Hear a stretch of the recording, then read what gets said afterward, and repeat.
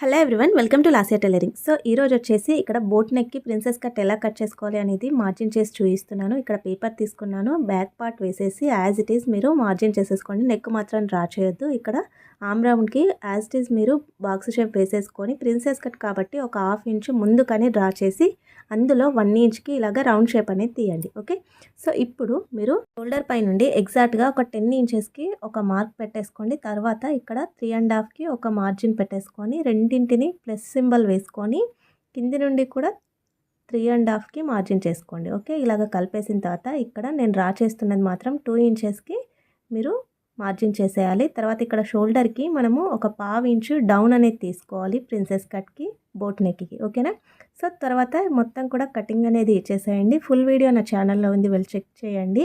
ఇక్కడ 2 సైడ్స్ కూడా ఒక హాఫ్ ఇంచ్ ఇలా కటింగ్ అనేది వస్తుందండి. కట్ చేసేసుకోండి. Thanks for watching.